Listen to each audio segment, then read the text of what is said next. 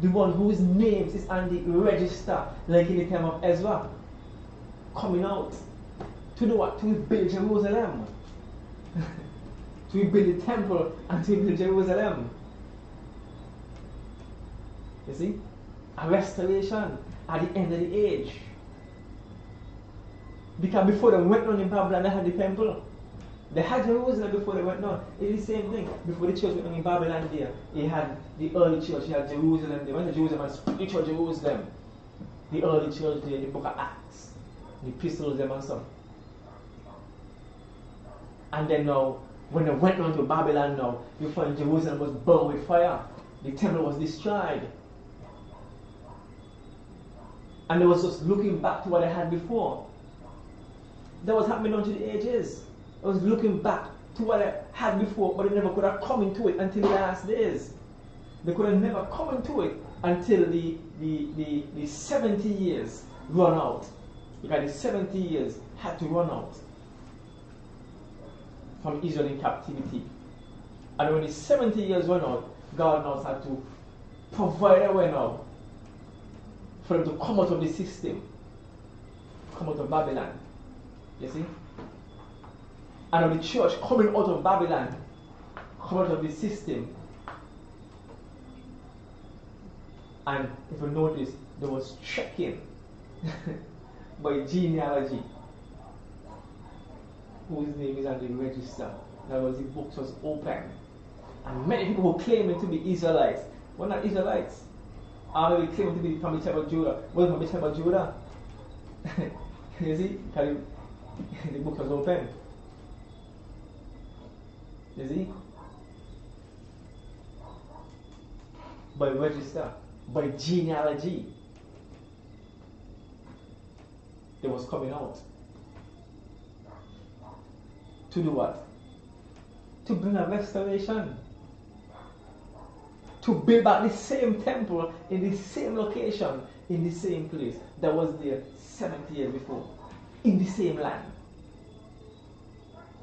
And that's the reason why he was living in denomination all these years, come out of my people and been a partaker of our sins. When Malachi 4 came, Luke 17:30, Revelation 10:7, the shout went forth there, and people begin to leave denomination, leave our walks of life, and coming out of Babylon, whose name is in the book, to do what?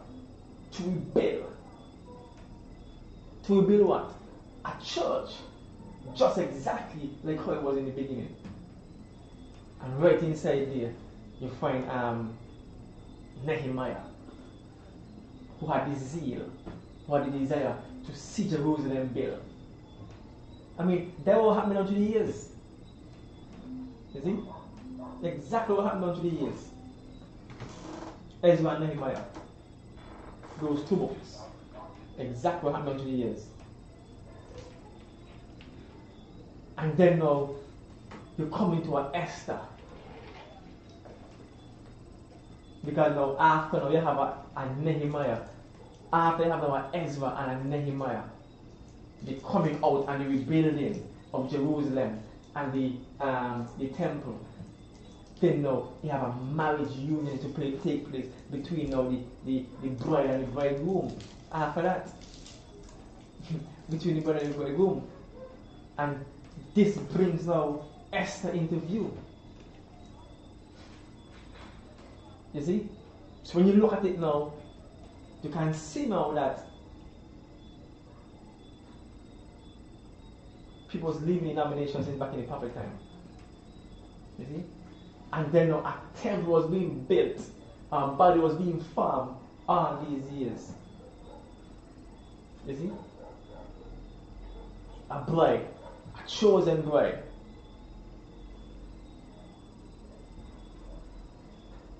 For a purpose, for marriage. You see? So you have Malachi 4, 5-6, Luke 17:30, Revelation 10:7. See, in 1963, the book with the name was open, and the people was being called by name out of Babylon to come to rebuild Jerusalem, just exactly like Ezra and Nehemiah. Just exactly. You read them two books, You see it right inside there. That's what I said. It was in the same time frame. You have Ahasuerus there, who Esther married to, was in the time of Ezra. We're going to see. And you have Ezra, was in the time of Nehemiah. With Nehemiah, you see Ezra right inside there. Right inside there. You see? And then right inside there, you find now Ahasuerus the king. You find out a marriage now. It has just show something now about a woman, Hadassah. You see? When Vashti was put away. Right inside there. Vashti was put away. The queen who wanted her own will, who wanted her own program, she was put away. You see? And when she was put away, it made way for Hadassah. You see? And she was called Esther. A changed name. Esther. Chosen among the virgins. To do what? To marry to the king. And this brings us right back in this day. The same things we was talking about all these weeks, it brings us right back to there. You see? A fullness of a restoration at the end of the age. Because the restoration don't come to its fullness until the bride herself is married. Because when the bride married, she comes to when she can manifest the fullness of what the early church have. Fullness of restoration in the last days. See? So Malachi 4:5-6, Luke 17:30, Revelation 10:7. In 1963, the book and name was opened and people was being called by name out of Babylon to come to rebuild Jerusalem, just exactly like Ezra and Nehemiah. Not a natural Jerusalem, but a restoration of what the early church was. You see? Didn't come out of Babylon to be a natural temple. Many people building temple and all kind of different things, but come out of Babylon to bring a restoration of what the early church had. Then we have Esther, the queen, coming into marriage and can speak to even half of the kingdom. Remember when we went to Ezekiel there, 37, and Ezekiel 47. This brings us right back to that. Okay, Ezekiel 47 says 37, Son of Man can his bones live, dry bones, and then you find that the breath coming to the body and became a marching mighty army. You see?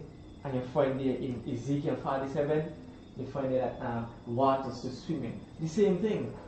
Water swimming. You find Esther coming to marriage. The same thing. You see? You find the temples being rebuilt in the time of Ezra and Nehemiah. It's the same thing. Bone coming to his bones. Body being formed. Can you show you the temple of the living God? Knowing that the temple of the living God and his spirit dwells in you. You see? Bones coming to his bone. Then you see the dynamics now coming. Where Esther now, after Ezra and Nehemiah now you see the bride now coming into speaking condition. You see? Because after the temple was built now, after in Nehemiah, after the books was opened in the Ezra, and the people was coming up by genealogy, and the temple was built there. The temple of Jerusalem was built in Ezra and Nehemiah. You find now in Esther now, that you see how God is dealing with the bride. This how you see the bride now is being dealt with. How she was chosen. You see? How she was chosen. You see God's grace upon her. And then she grew up and she came to an understanding that she can speak to even half of the kingdom. She came to that understanding. She came to a realization then that she's a married woman. That she can speak to half the kingdom. I mean, all the promises in the world is ours. She came to that realization where she can understand now and know my authority as a married wife. and the purpose why he put me here. I know why he called me. I know why he opened the books and called my name and bring me to Babylon. You see? I know why he restored Jerusalem, the early church there. I mean, the spiritual Jerusalem then, restored back to where it was in the beginning. You see? And she could have seen authority that grew within her. And you're afraid of all the demon powers from Haman there. Because they had it naturally. Want to exterminate Esther. You find all that was under Esther's feet. Because from the time she could not speak, you find the enemy was under her feet. And the very same thing here. You find all the enemy of sickness, all the enemy of doubt, all the enemy of fear, all the enemy of all sorts of different things. You find the bride come to recognize who she is. You find all under the bride feet. So right inside there, Esther received a revelation of who she is, of what authority she has, and what she can do with the authority. Right inside there, she get a revelation showing that the bride in the last days is supposed to come to a realization of something. Not just a little girl there, maybe just playing around, say, well, I'm married, but may stay and I'm married, you know. But she come to